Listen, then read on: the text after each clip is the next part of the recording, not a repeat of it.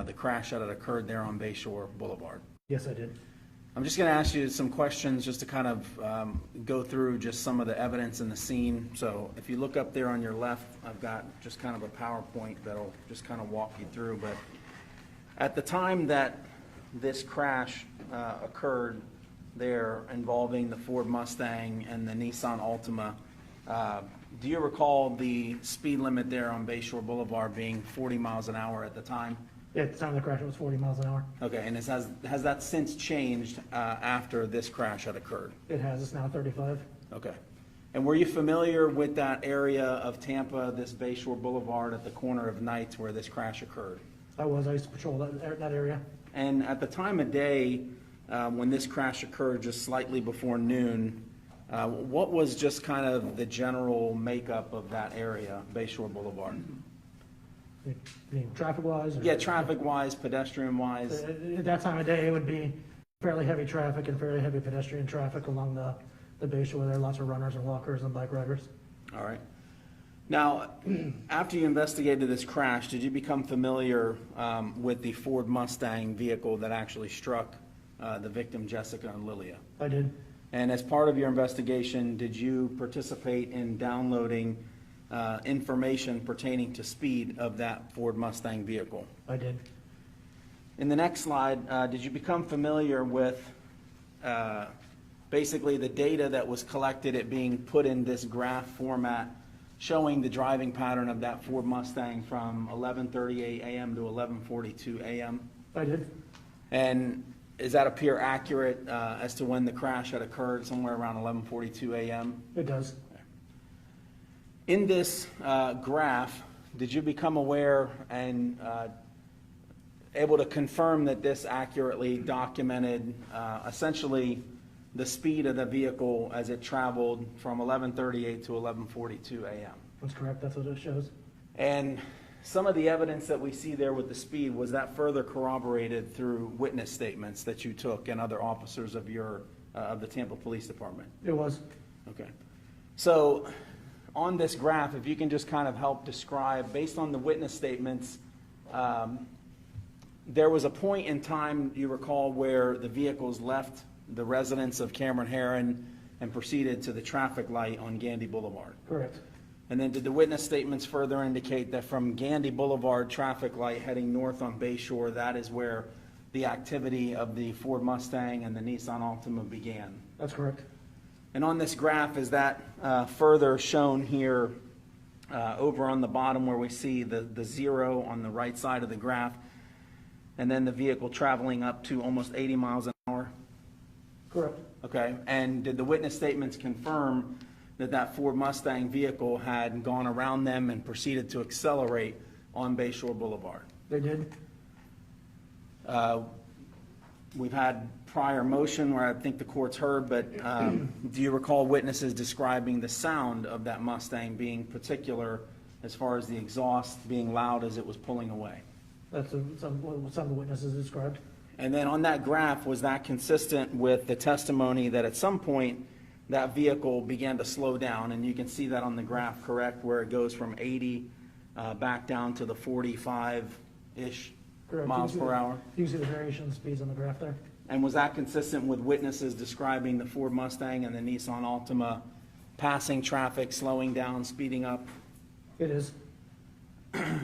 Now, on the graph, as we see the vehicle backs off down to about 45, again, does that graph then represent that from that point the vehicle then accelerated, reaching the speed of 100 miles an hour?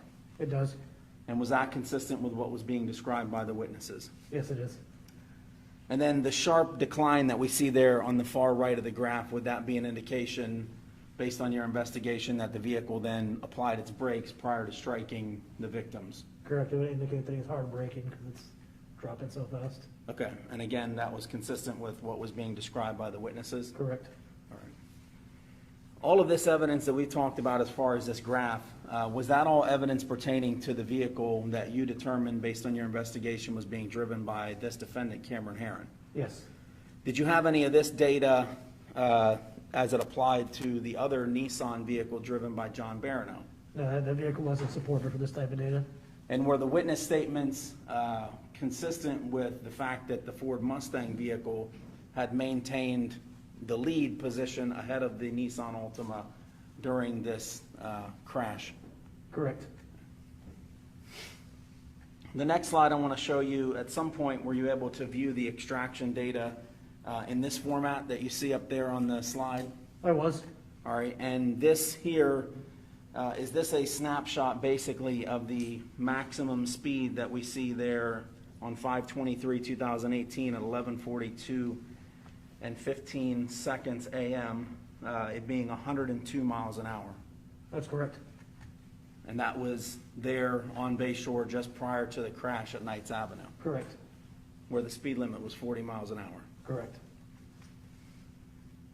And then further indication, were you familiar with this portion of the Burla data that actually was able to map out the data points showing the speed of the vehicle just prior to the crash? I am. And do you see that there up on the left portion of that where it says West Knights Avenue? Yes. And then to the right, there's a bunch of blue dots. Yes. Is that, in fact, where the crash had occurred? That would be where the crash occurred. And is this screenshot from that data basically just indicating a data point there showing at the very bottom a speed of 100.1 miles an hour just prior to the crash? Yes. The next slide, obviously, as the investigation unfolded, did you have people take pictures of the location? Our crime scene came out and photographed and processed the scene. All right, and in this photograph here, as part of the presentation, are these essentially how the cars were there when you arrived on scene? When I arrived on scene, that's how they were, yes. And would this essentially be called the final resting of the vehicles? Correct. That's what we call final arrest, yes. Okay, and obviously on the left, we see that was the Ford Mustang driven by Cameron Herrin, correct? Correct. And on the right was that, what was described as the gold Nissan Altima. Correct. And then the next photo here is this just showing a different angle looking north up Bayshore where you can see the stroller off in the distance ahead of the Mustang. Correct.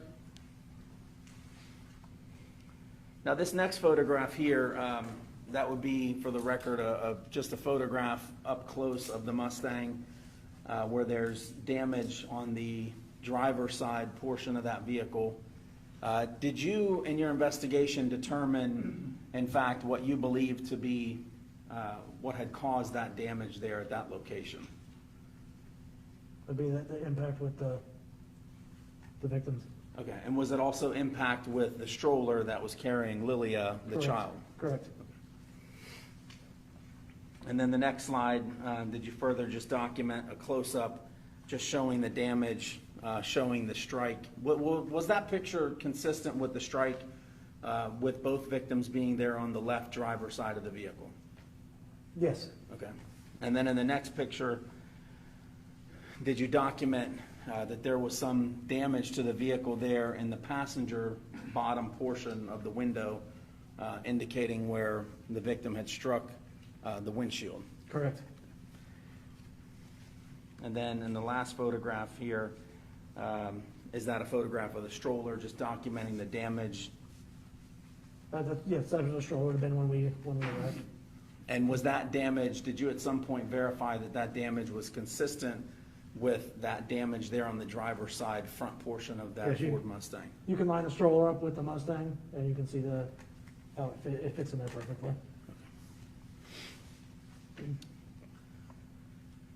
In this next slide, at some point, did you observe video surveillance that was retrieved that was taken right near where the crash had occurred? Yes, I did. All right, and then did someone from Tampa Police Department eventually try to enhance or zoom in on that portion that we're seeing there in between the trees? I did. One of our forensic techs. All right, and if you can just describe to us, before I play it, essentially kind of what we're going to be looking for here before I play this video. And that would be looking kind of southeast on Bayshore.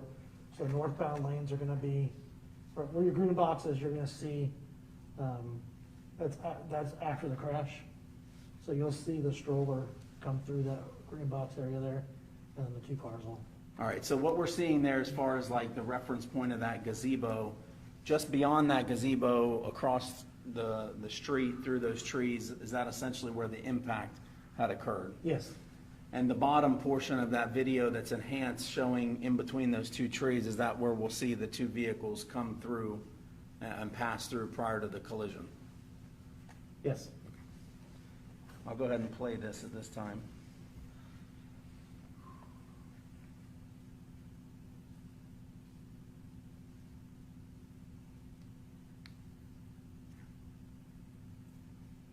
Now, what we just saw it there, I'll play it again, but I just paused it there. Is that first vehicle that we see in that bottom enhanced portion, is that the Ford Mustang just prior to the collision? It is. And then, I couldn't stop it, but let me play it again. But the vehicle that we see right behind him, is that the Nissan Altima? It is.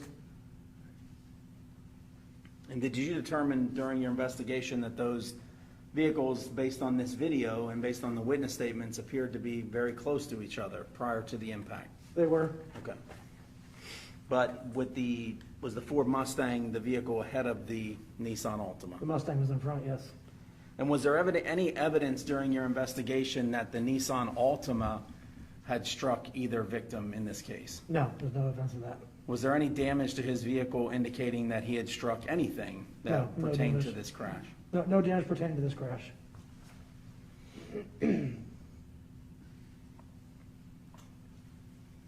Now, one of the things we heard about today in testimony talked about the capacity of the defendant and his behavior around the time of this. As part of the data that you recovered from the Burla data system, did that show driving of that vehicle prior to the crash on May 23rd, 2018? It does. And did you document that and utilize that in making any opinion in this case? In this case, no, it wasn't relevant to this case. Okay. But did you document and were you able to see some of the prior driving history in the same format that I showed you previously of that Ford Mustang vehicle? I was. And was there incidences that is documented here on this spreadsheet of prior incidents, May 18th, May 20th, May 21st, May 22nd, where that Mustang vehicle was driving at excessive rates of speed? Yes, that's correct. And the rates of speed, are those indicated next to the AM, for example, in the very first one on 518 at 92 miles an hour? Correct. And did the Burla data, was it able to give you data points where you could find out GPS locations to see where that vehicle was in fact driving at those speeds? It was. It gave a Latin long coordinate. And is that indicated over there on the right side where it says I-75 South? It is. And on that day on 518, we even see at 9:18 a.m. that vehicle traveling, according to the data, approximately 162 miles an hour down I-75. Correct.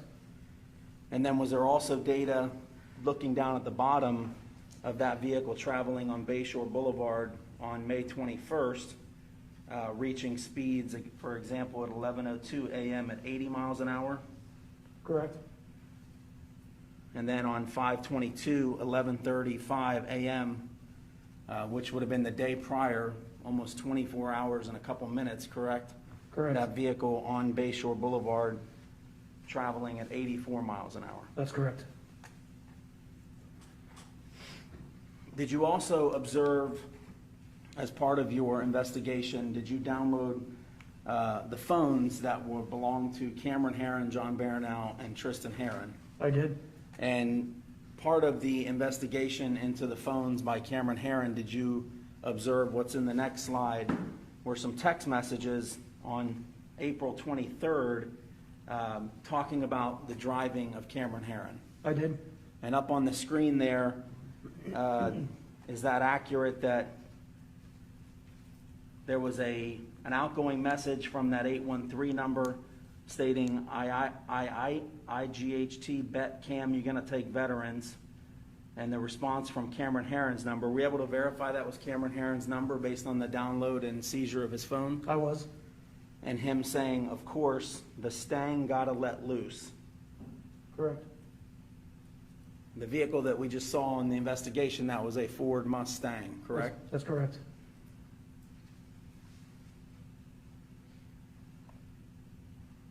Judge, I'll pass the witness. Yes, Your Honor.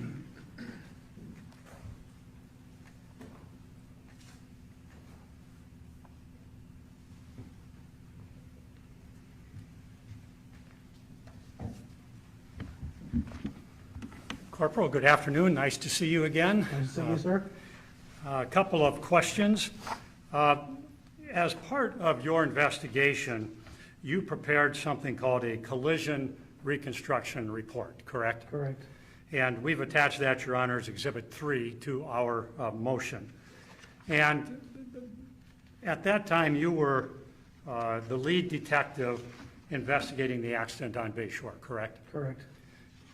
This is a standard document that the lead detective or one of the detectives completes in a situation where there may be a death in an automobile accident. That's correct. Okay. I won't go through all of it. I just have a couple of questions here. First of all,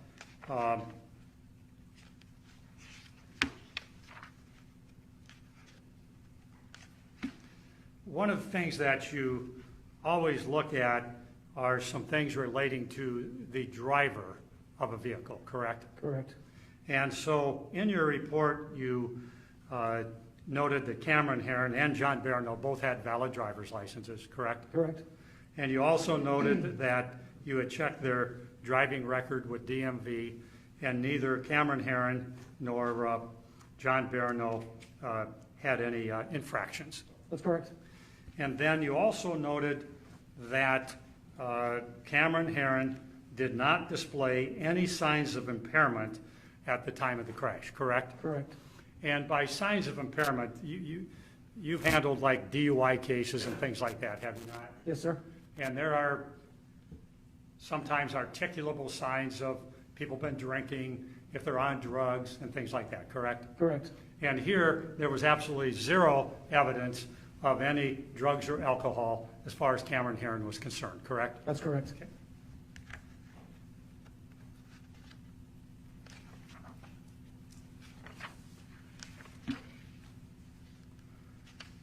As you reconstructed the events, you concluded that at the time of the impact, the Mustang was traveling between 30 and 40 miles per hour, correct? At impact, yes.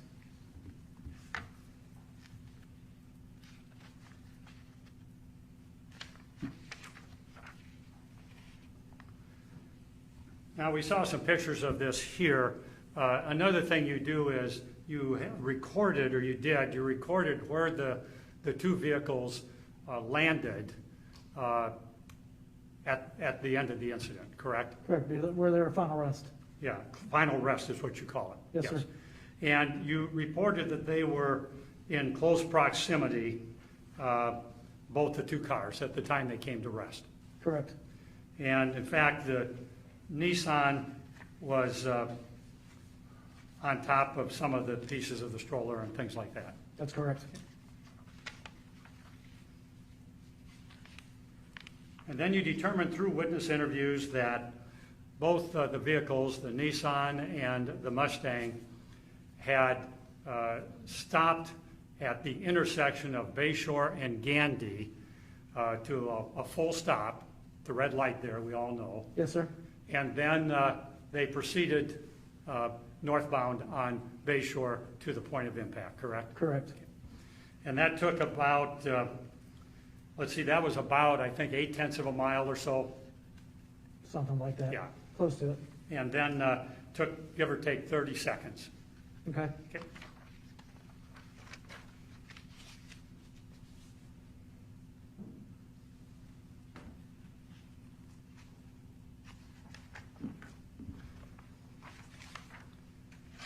I want to focus on this. Is it not a fact that it was reported to the Tampa Police Department, your detectives, your colleagues, by several witnesses that at various times as the two vehicles went up Bayshore Boulevard. At some point, the Nissan was leading. At another point, the Mustang was leading, correct? Yes, sir, that's correct. And there is no dispute about that, is there? No, sir. Okay. In fact, you obtained a number of search warrants in this case to search the vehicles, get social media accounts and things like that, correct? Correct. And you recited for at least one of the witnesses, Stephanie Ives, you told several different judges in about a dozen or two search warrants that Stephanie Ives, who was an eyewitness, had testified that the Nissan went first before her, and then behind it came the Mustang, correct? That's what the warrant says, yes. Pardon me? If that's what the warrant says, Yeah. yes. And you don't dispute that, do you? No, I don't dispute that, no. Okay. Then, have you read our sentencing memorandum? I have not. Okay. One of the other key witnesses that was interviewed by the Tampa Police Department was Mark Lewis, correct? Correct. And then he was deposed. He participated in a deposition during what we call the discovery process, correct? I'm sure he was. Okay. Did you ever read his deposition? I did not know. Did Mr. Hubbard let you know what he said? No, I don't believe we talked about that now. And then in addition to the deposition that Mr. Lewis gave, he also gave a tape-recorded statement to one of your detectives, I think Detective White or one of them. Yes, sir? Yes. And then that's provided to the defense, the tape recording, and that's kind of standard procedure, is it not? Correct. And you're aware that Mr. Lewis told the Tampa Police Department that as he was driving north on Bayshore, he was passed by the Nissan first, and then very shortly thereafter, the Mustang, correct?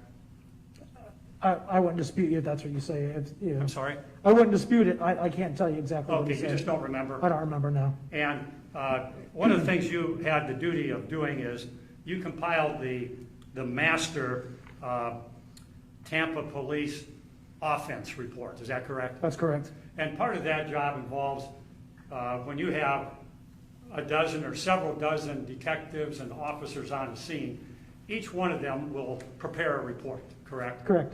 They call it a supplement.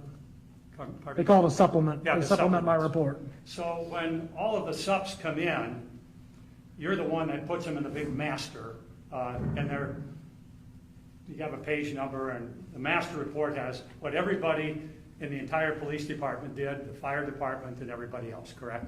Right. I don't put them together. We don't put the computer. Once I do the report, it's attached to that report, and it's all done by computer. And then you're in charge of that report, though, and producing it to the state attorney who produces it to us? Correct. Okay. I wanted to, I don't know if we'll need the graph or not, but at several points on the graph that showed the speed to the point of impact, correct? Great. You go up and down, but yeah, it's Okay. from the time they leave there, you can see the speeds, speed variation. Okay. So I just want to correct this, that my notes indicate that when Mr. Hubbard was asking you some questions, that you had indicated the Mustang was in front of the Nissan all the way. That's not correct, is it? According to the witnesses, they were switching Oh, I'm places. sorry? According to the witnesses, they were switching places. Yes, okay. And there were quite a few witnesses who saw different things too, correct? Correct. Okay. Now, you also presented some information that showing some speeds on dates other than on May 23rd. Is that correct? That's correct. And you retrieved this from the infotainment system or the computer brains of the Mustang, correct? Correct. You were able to tell, if this was working correctly, that at some point, not on this day, somebody drove the vehicle apparently on I-75. Is that correct? That's correct. And reached a speed of 148 and another speed of 162? That's correct. Does the Mustang do that kind of speed? That Mustang will. Okay. Do you know who was driving the car? I have no idea. Were you aware that at times Mr. Herrin, Cameron Herrin, let friends of his drive the car, let his brother drive the car, and other people? I was not aware of that. Okay. This is the first time you've heard that? Yes, sir. Okay.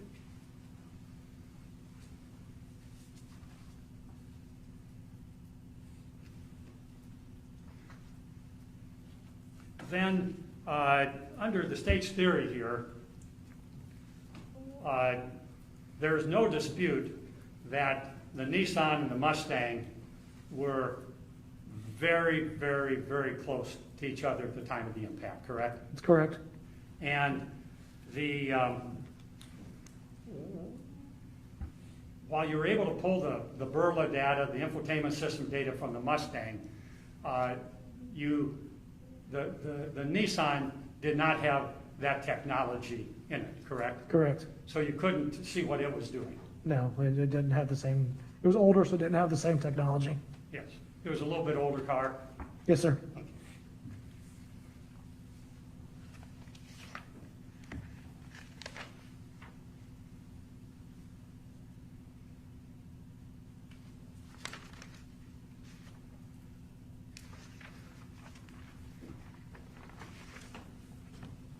After the incident and after some investigation on the scene, and by the way, you were on the scene, is that correct? Yes, sir.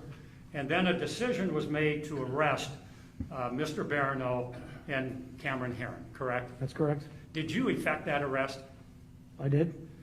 You arrested both of them and I assume did the normal arresting processes, and then they were taken to jail, and then different things happened as far as bond and release and things like that, correct? Correct. Okay.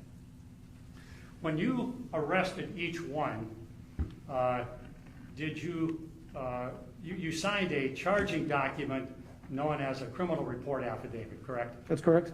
And under Florida law, that is a document that you as a sworn law enforcement official can file to charge a citizen with the crime to justify the arrest. Correct. And you charged both Mr. Barano and Mr. Herrin with the exact same thing, correct? Correct.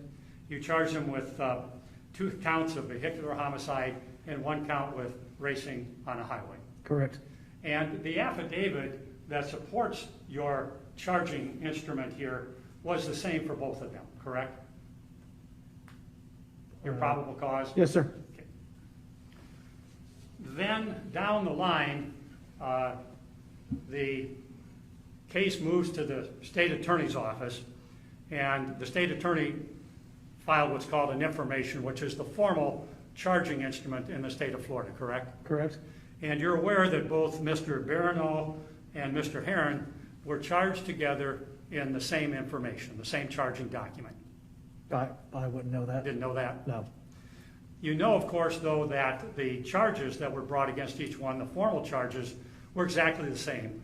2 counts of vehicular homicide, 1 count of racing on a highway. Yes, sir. Okay. Are you aware of how they scored out equally under the Florida sentencing guidelines scheme? No, sir, I wasn't privy to that information.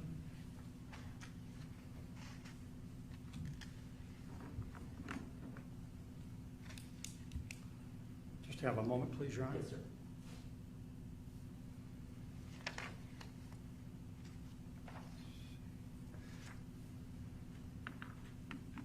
Did you become aware at a point later in the case when we were getting close to making a trial date that John Barano reached a plea agreement with the state attorney's office?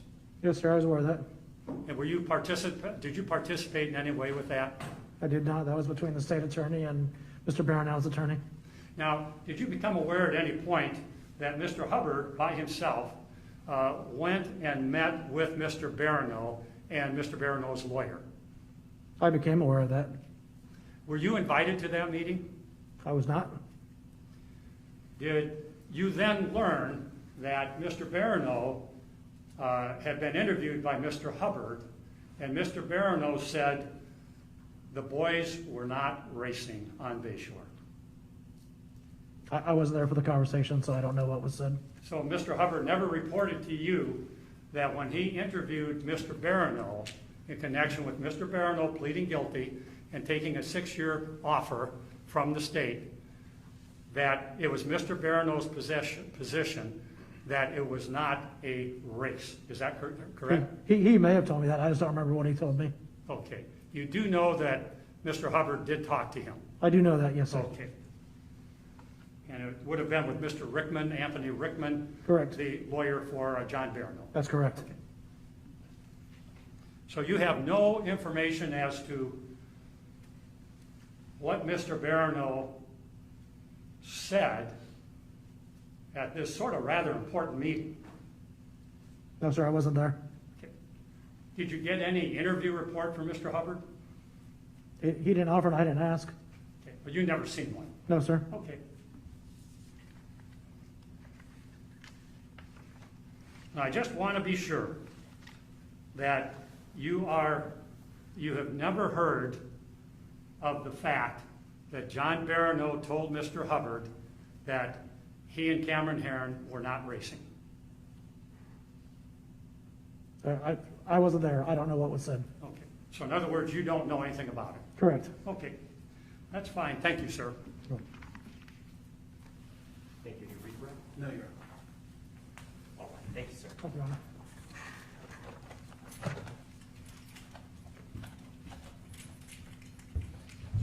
Yes, one, just. Yes. All right, so you'll call Pam Reisinger.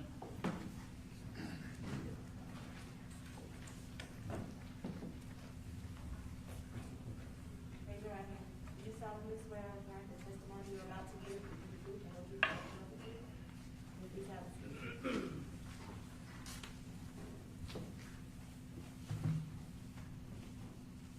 Thank you, Your Honor. Whatever you're ready. Thank you. Your Honor. Please state your name for the record. Pamela Reisinger. And Ms. Reisinger, what was your relationship to Jessica and Lilia? Jessica was my daughter. Lilia was my granddaughter. And is there something that you want to tell the court that the court should consider prior to rendering a sentence in this case? There is. We've heard a lot today about qualities in a person. And my daughter and my granddaughter possessed all those qualities too. You say actions speak louder than words. They were active in what they presented in their life. Jessica went on several mission trips. She started programs in Girl Scouts. She got her Gold Award. They say right to life. She had that baby. Every action she did was kind and whole. The words she wore in her shirts, the bracelets she wore represented who she was. Her graduation cap was all about love and kindness. And when I hear about listening to your child wake up with screams in the middle of the night for a few months, we're going on 3 years and we hear those screams. They can comfort their child. They can go to them and hug them. I go to a closet and sniff a t-shirt. I go to a baby picture and stroke her cheeks to comfort her. You hear about remorse and regret and their sympathy. And when they say that they wish they could switch places with them, and we all know that's not possible, if you're willing to switch places with them, why aren't you willing to do your sentence? It's still your life. You hear about 18-year-old boys that are careless and boneheaded, by his teacher's words, not of Cameron, but of other students, and that Cameron was bright. I've raised 2 sons that were 18-year-olds, and yes, they might have been a little immature, but They know consequences. I'm a preschool teacher, and my 4- and 5-year-old class has mostly boys. Yes, they're a little more immature. But it's our duty, it's our job to teach them how to learn the rules, how to function in society, and that consequences are always there. I think we do a huge disservice to our society if we aren't willing to teach those lessons.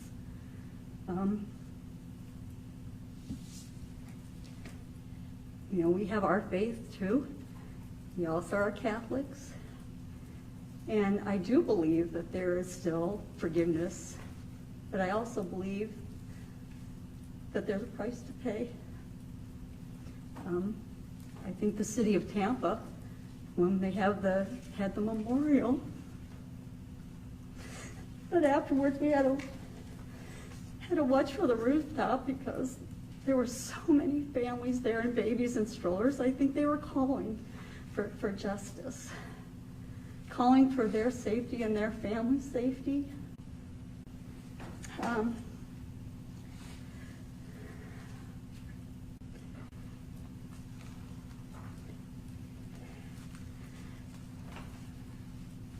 You know, we also have a perspective on this. So I don't want to seem that I don't feel for the Herrin family. I do.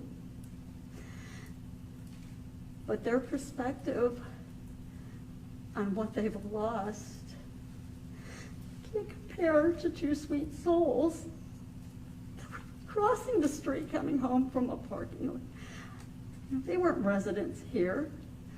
The Herrins are residents here. They drove up that street every day. I can't believe that living in that area, there wasn't an awareness that people cross that street. There wasn't an awareness that those speeds kill. That's why we have speed limits. It's for all of our safeties, and if we don't abide by that, what are we telling our community? I really have nothing else to say. If there's anything else that you want to present, why don't you tell the court, how old was Jessica when she passed?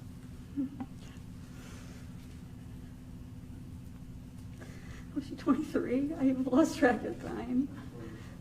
It's okay, around 23, 24, I heard from the audience. Okay, thank you. And that's okay. And what about Lilia? Lily wasn't even 2. And at that time, did you have any other grandchildren at that time? Yes, I have 2 grandsons. Henry and Charlie was just a baby. He was just born. And did those two would have been cousins of Lilia, correct? And did they ever get the opportunity to see or be around Lilia?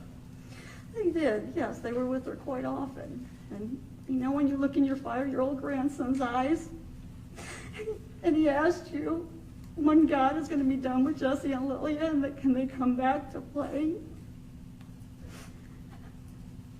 And you have to tell him no, they aren't coming back. Ms. Reiser, how has this affected you? We heard from the Herrin family how it's affected him. How's it affected your health, and how has it affected your everyday life after this? There's a lot of anxiety in our house. We all jump when we hear the phone. Our phone buzzes or rings, and it's not an expected call. We always waiting for the worst news. My son, Dan, has been suffering from health issues. Michelle's been suffering from health issues. David's been suffering from health issues.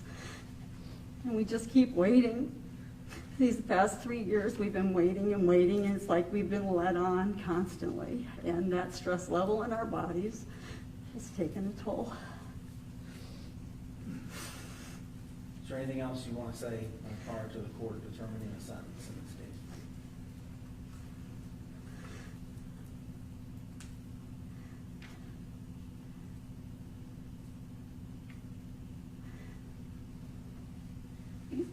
Judge, I have 4 children. And when people ask me the common courtesy question when they meet you, how many children do you have? You have to stop and think of your answer. You know, I have 4 beautiful children, but there's only 3 of them now.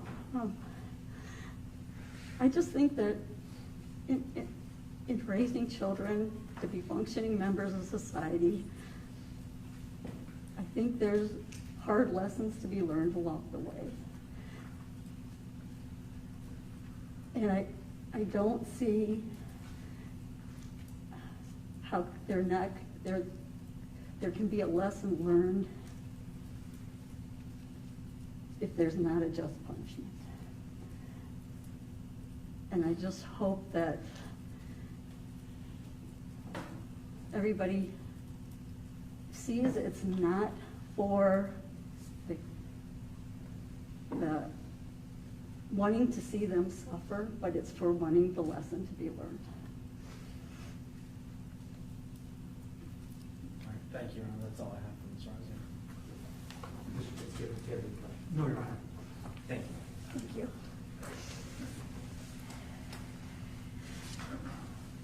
Judge, next, the state's going to call David Ravenel.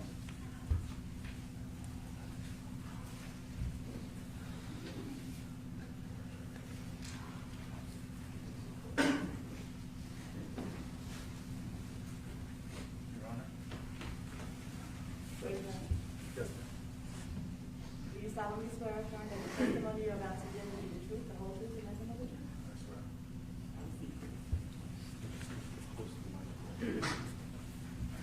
Good afternoon, Your Honor. Good afternoon, sir. I'm humbled to be in your presence. Thank you for hearing us. David, can you go ahead and introduce yourself to the... Good afternoon. My name is David Robinault. I'm Jessica Marie Reisinger Robinault's husband and Lilia's father, Lilia Marie Robinault's father.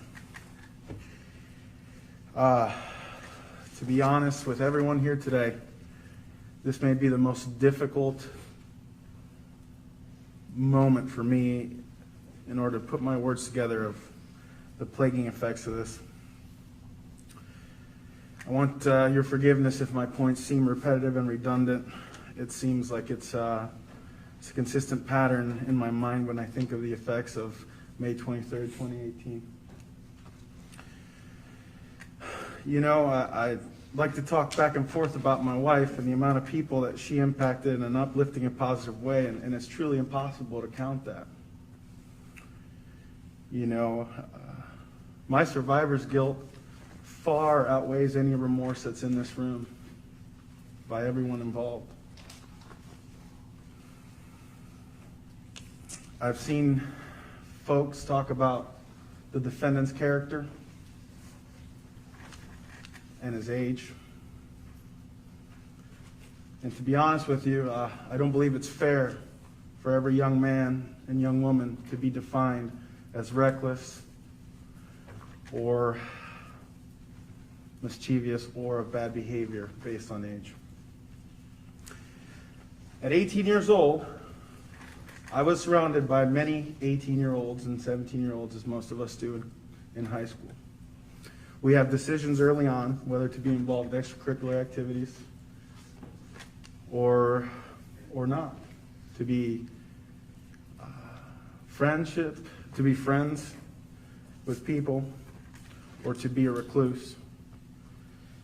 I have to tell you that I have met extraordinary people that have grown into their 20s that have never wavered and changed in their excellence. Their continuity to become better people was always a consistent factor in their life. It's hard for me to put the words together because even the way I talk now is affected by trauma. And it's clear as day. To the point where I'd like to start talking more about my wife and circle back around to why it's impossible to put the words together, to even find the right flow to introduce this statement to you, sir. The importance is that my wife lit up my world and that of anyone she met. It became fiercely dark after she was removed from this earth. She studied nutrition dietetics in college and was the founder of the Kent State Charge chapter, which promotes health and fitness for women. It is an organization that opens its arms to anyone who seeks to improve their health and searches for camaraderie. This group included everyone from all walks of life and of all ages. You weren't too young or too old to be in the program. Shortly after this, it became the largest chapter of this organization and part of her legacy. She was the center of the group and the emotional support of anyone who needed it. She made me better. She was exemplary. She was a student athlete. She continued this all the way through her graduation. I'd like to add that I don't have very many tears for you. I have wept every single day for the past 3 years.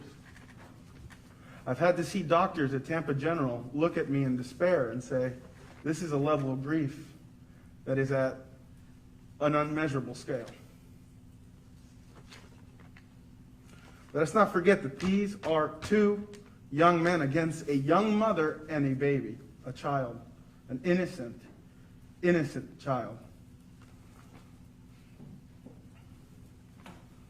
You've made me regret so many things. You fill me with remorse. What is the price of our family's humiliation to you? The actions, your actions, of the defendant, Cameron Herrin, have created further visceral damage to all who love and cared for her. You inserted so much uncertainty into this community, and that of everyone who loved them. You dare request a chance to live out your dreams when you eliminated all of mine and theirs. Rehabilitation. I don't really believe that you have sought rehabilitation. I think you have sought a lack of accountability. You've shown zero remorse. And your selfish behavior ranges all the way to a fatal state. I like to compare 18-year-olds and those who hold high responsibility at that age. I know many young men and women who have entered the service and have proudly served their country with intense, extreme responsibilities, one that can be shared with men of any age in their 20s, potentially higher. These young men are entrusted with the ability and responsibility to make the right decision. I can't compare you to these men. In fact, when I look at your friends, I'm concerned for them. Because your leadership is one that falters and fails. I've had to hear many things from conversations that were had by the defendants and their parents, ranging from being inside the patrol vehicle to moments after when they were in jail. It was very clear and obvious that you began to communicate amongst each other your quick and expeditious retrieval from jail.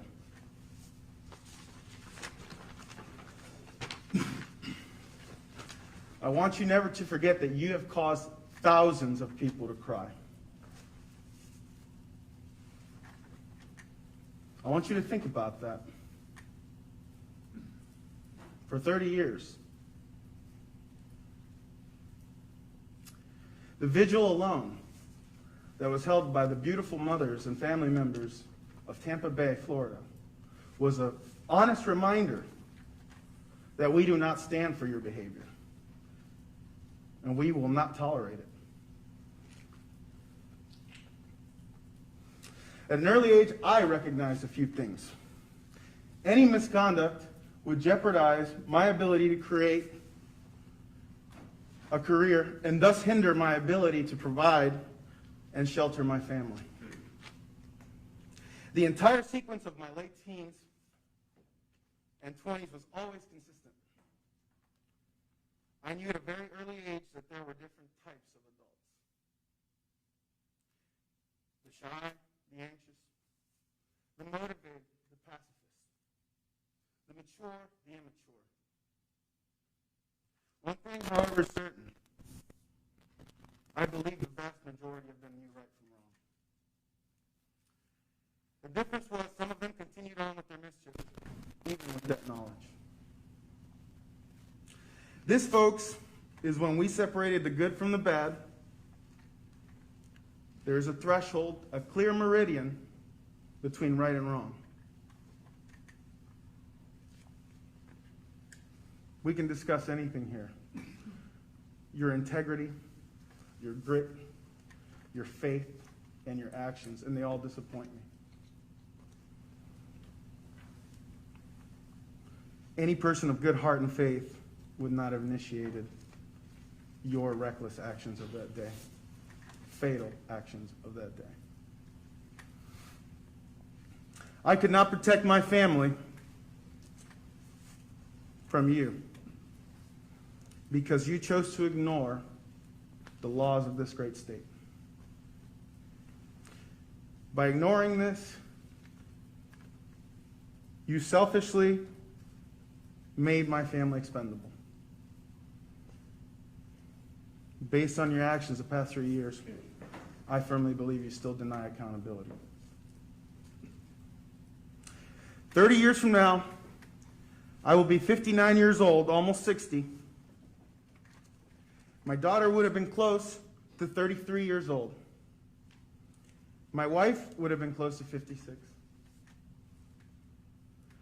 Based on her great health, 0 vices, and great self-care, I am certain that she would have made it to old age in perfect health. We would be enjoying the fruits of our labor and the expansion of our family. We would feel secure because we leave behind descendants. Your actions and decisions that day created an extinction within our species. Our youngest and most need of protection was removed.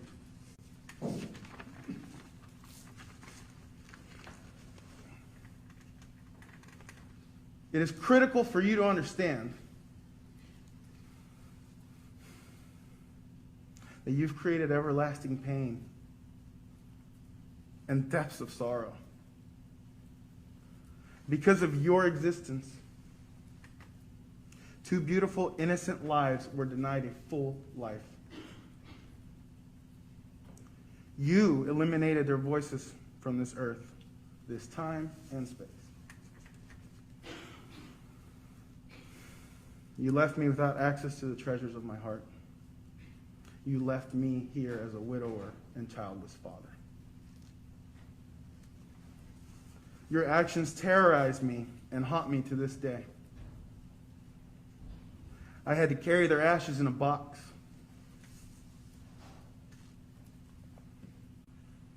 I'll never forget the faces of the people in our Catholic Church during their funeral service. They realized that we didn't have coffins for them, but rather a small box that I was to push at the end. It became clear then to most